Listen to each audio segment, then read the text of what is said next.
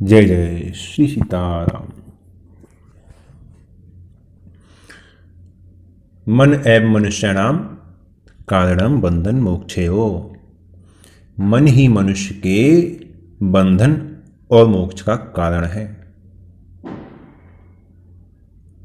बंधता भी मन है और मुक्ति भी मन की ही होती है। शरीर तो जड़ है, इसकी मुक्ति कैसे होगी?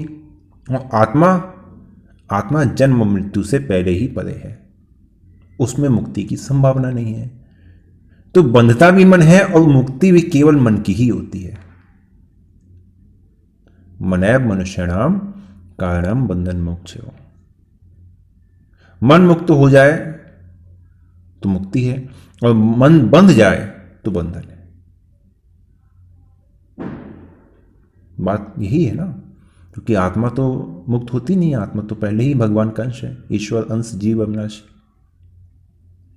चेतन अमल सहज, उसको वो तो भगवान का अंश है।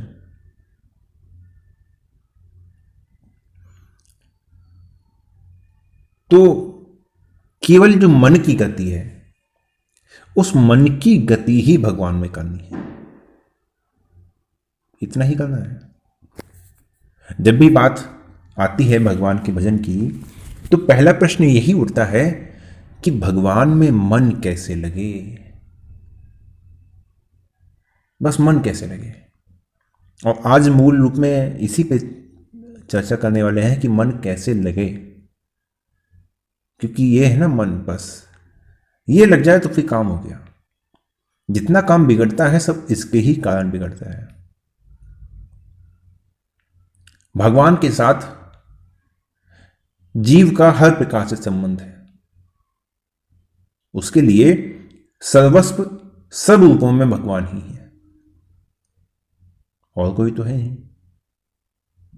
और किसी का तो सृष्टि में अस्तित्व नहीं है, तो सब प्रकार से वही है। इसलिए लक्ष्मण जी भी कहते हैं, गुरु बितुमात न जाने कहूं कहूं स्वभाव नाथ पतिया हूं। मैं नहीं जानता किसी को, मैं आपको ही जानता हूं। तो आप जो संबंध भगवान के साथ मान लें, भगवान भी वही संबंध निभाने को तैयार है।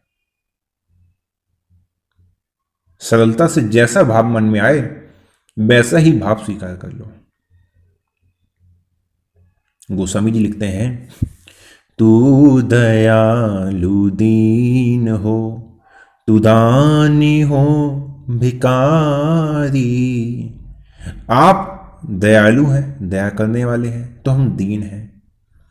तू दानी, आप दानी हैं, तो हम भिकारी, तो हम भिकारी हैं। हो प्रसिद्ध पात की, मैं बड़ा ही प्रसिद्ध पातकी हूं, बड़ा प्रसिद्ध पापी हूं। और आप कौन हैं? तू पाप पुंज हारी, और आप पाप के पुंज को नष्ट करने वाले हैं, उसका हरण करने वाले हैं। नाथ तू अनाथ को, आप तो अनाथ के नाथ है ना, और मैं कौन हूं? अनाथ कौन मोसो। यदि आप अनाथ के नाथ हैं तो प्रभु जान लीजिए, तो मेरे समान कोई अनाथ भी नहीं है। मो समान आदत नहीं, मेरे समान कोई आदत नहीं है। कोई दुख में, इतना कष्ट में, कलेश में नहीं है मेरे समान। और आप कौन से? आप कैसे हैं? आरती हर तो सो, और उस दुख का हरण करने वाले में आपके समान कोई नहीं है। इसी में गोस्वामी जी आगे लिखते हैं, तो ही मोही नाते अनेक मानिए जो भावे। आपके मेरे अनेक नाते हैं, जो आपके मन को भावे वो आप स्वीकार कर लो। बस ज्यों तो तुलसी कृपाल चरण शरण पावे। किसी प्रकार से बस इस तुलसीदास को आपकी कृपा की शरण मिलनी चाहिए। जो आपको संबंध अच्छा लगे वो आप मान लो। बस ये मान लो, भगवान के प्रति भाव बदल लो। भगवान को भगवान ही मान लो, चाहे स्वामी मान लो, माता पिता मान लो। बस इतना हो कि बस ये हमारे प्यारे हैं। भगवान प्यारे लगने चाहिए। भगवान प्यारे ही तो नहीं लगते हैं, बस यही तो कमी रह जाती है। जो तो ही राम लागे ते मीठे, तो सठरस नवरस हो जाते सब सीटे, जो मोही राम लागे ते मीठे। राम जी तो मीठे नहीं लगते ना, तो जो संबंध हमें सबसे प्रिय लगे वो संबंध रघुनाथ जी के साथ जोड़ लो। बस प्रेम का संबंध होना चाहिए, जो भाव आपको प्यारा लगे उनके साथ वही भाव बना लो। कोई कहे कि हमें तो मां का नाम प्यारा लगता है, क्योंकि प्रत्येक लगभग सभी में यही होता है कि भाई मां अच्छी लगती है, पालन करने वाली होती है मां, बूढ़े हो जाए तो भी मां की याद आती है। मां का प्रेम होता है, स्नेह का भाव ज्यादा होता है। तो यदि ऐसा हो कि भाई भगवान को मां कह के पुकार सकते हैं ना, कई भक्त पुकारते भी हैं, तो देखिए भगवान में स्त्री पुरुष दोनों का बिल्कुल भी भेद नहीं है। मां कहेंगे तो मां के रूप में आ जाएंगे, मां कहेंगे तो मां के रूप में आ जाएंगे, वहां पे ऐसी बात नहीं है। मन लगता है, यदि मां के नाम से भगवान से प्रेम होता है, प्रेम जागृत होता है, मन लगता है, तो भगवान को चाहे मां कहो, चाहे पिता कहो, चाहे भाई कहो, जो नाम प्यारा लगे, जो संबंध प्यारा लगे उसे मान लो, जो संबंध प्यारा लगे वो मान लो। माता रामो मत पिता रामचंद्र, स्वामी रामो मत सखा रामचंद्र, सर्वस्व में रामचंद्र हो दयालु, नान्यम जाने नैव जाने न जाने, और किसी को नहीं जानता। प्रारंभ में देखिए पूरा जो वृत्तांत हो ना, ये केवल भगवान में मन लगाने के लिए हो रहा है। ठीक है, भगवान में मन कैसे लगे, तो पहले आरंभ में जो संबंध जोड़ा है ना, इसमें क्या होता है, मन अलग अलग जगह पे जाता है। कोई भी संबंध आप जोड़ेंगे तो मन की स्थिति है, मन की गति है, अटपटी झटपट लटे न कोई। जब मन की खटपट मिटे तो झटपट दर्शन हो। तो मन की ये खटपट है ना, तो मन क्या करता है, ये जगह जगह जाता है। लेकिन उद्देश्य एक बना लो, लक्ष्य एक होना चाहिए बस। फिर मन बार बार कहीं नहीं जाएगा, फिर एक में ही मन रहेगा, फिर मन एक में ही रहेगा। भगवान के गुण सुनिए। अब एक में कैसे रहेगा, तो एक में ऐसे रहेगा। भगवान के गुण सुनिए, भगवान के चरित्र सुनिए, भगवान की महिमा सुनिए, उनके परायण होइए, है ना, उनकी ओर अपना संबंध, अपने जीवन का झुकाव उनकी ओर रखिए, उनकी कथा सुनिए। कथा सुनने से बड़ा लाभ होता है। भक्तों के चरित्र सुनिए, भक्तों के चरित्र से बड़ा लाभ होता है। भक्तों का चरित्र मन लगाने के लिए बहुत सर्वश्रेष्ठ उपाय है। इसलिए आप सभी से मैंने कहा था कि भक्तमाल का आप सभी पाठ कीजिए। भक्तमाल के पाठ की सलाह इसलिए ही दी थी क्योंकि ये मन को लगाने का बहुत बढ़िया उपाय है। अब मन कैसे लगे, तो दिन में घंटा, आधा घंटा, 2 घंटा, कहीं पे भी आपको समय मिले एकांत में बैठ जाइए, है ना, एकांत में कमरे में बैठ जाइए, दरवाजा चाहे बंद कर लीजिए। अब भक्तों के चरित्र को पढ़िए, और भक्तों को चरित्र को पढ़ते पढ़ते जब मन एकदम गदगद हो जाए, हृदय में बिल्कुल प्रेम भर जाए, बिल्कुल प्रेम का गुबार मन में आने लगे, अब उस समय क्या कीजिए, जो पुस्तक आपके हाथ में है भक्तमाल वाली, उसको बंद कर दीजिए। अब मन प्रेम से भर गया ना बिल्कुल, अब पुस्तक को वहीं रख दीजिए। अब क्या है, अब मन में बिल्कुल प्रेम भरा हुआ है, भगवान के प्रति भाव भरा हुआ है। अब नाम जप कीजिए। ये बिल्कुल सही समय है निशाना मारने का। जैसे कहते हैं ना, बस कहीं पे निशाना मारना है, उसके लिए बढ़िया परिस्थिति, हवा की शोर बह रही है, सामने लक्ष्य कितना हिल रहा है। अब ये बिल्कुल सही परिस्थिति आ गई, बिल्कुल मन एकदम लगा हुआ है भजन में। अब किताब बंद कर दी, अब नाम जप करो, कीर्तन करो, शुरू कर दो। अब भगवान का चिंतन, भगवान का भजन अब शुरू कर दो।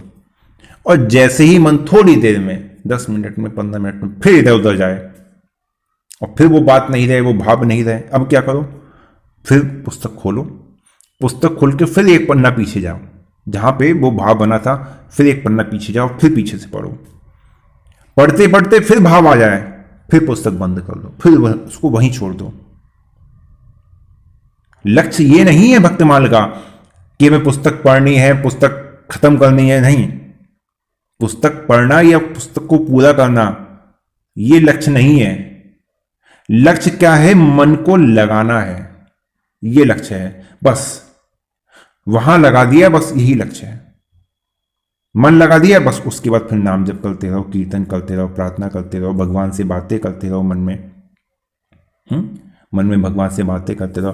प्रभु प्रभु हमारा मन नहीं लगता, क्या करें? आप कब दर्शन देंगे? आपके चरण में प्रेम कब होगा? है ना?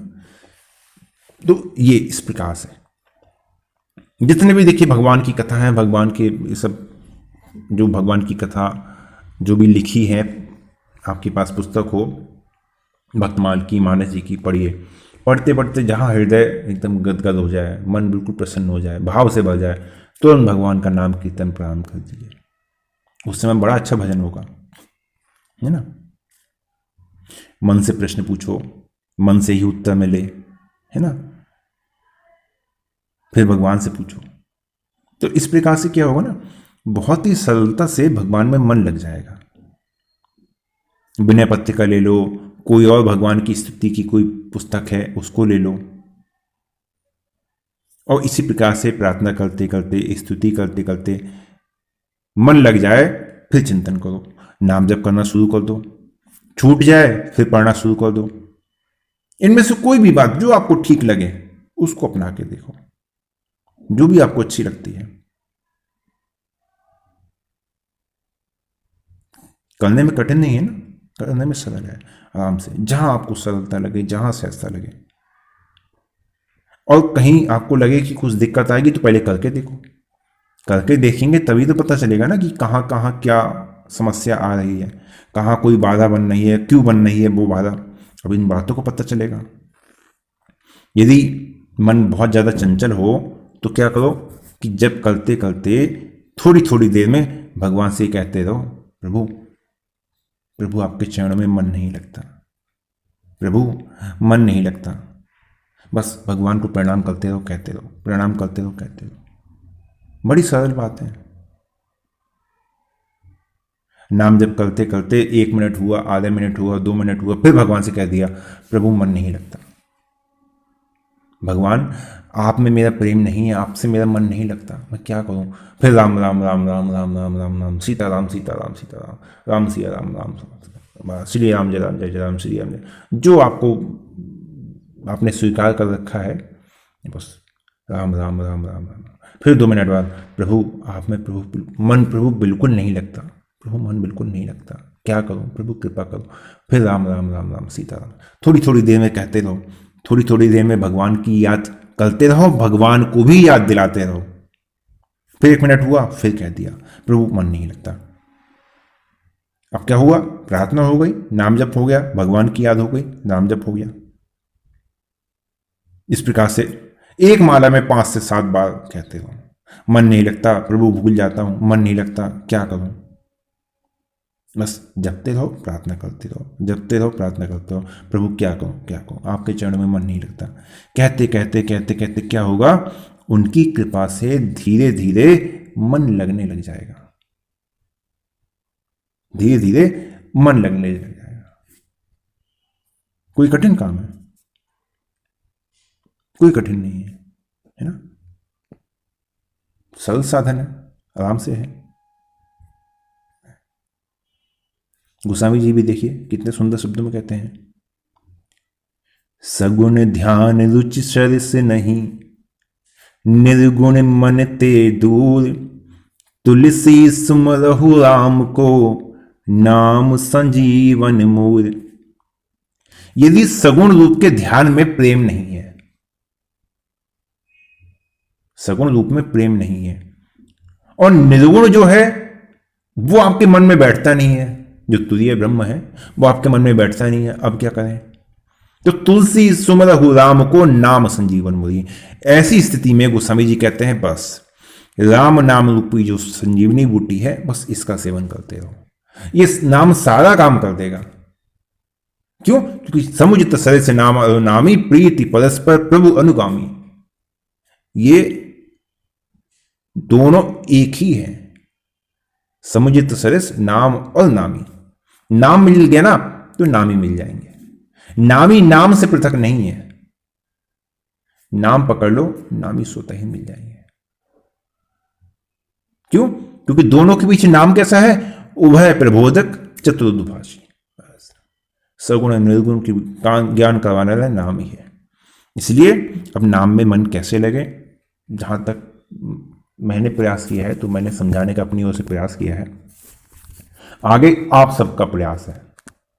इस प्रकार से करके देखिए, और फिर यदि समस्या आती है, ऐसा नहीं कि आज किया मन नहीं लग रहा क्या करें, नहीं, कम से कम 20 दिन, 25 दिन, 1 महीना, कम से कम 1 महीना करके देखिए। उसके बाद भी मन नहीं लगता, तब बताइए कि हाँ अब अभी भी हमारा मन नहीं लग रहा है, फिर देखा जाएगा आगे। जैसी रघुनाथ जी की इच्छा, जैसे राम जी प्रेरणा करें। और आज के लिए यहीं विश्राम देते हैं। जय जय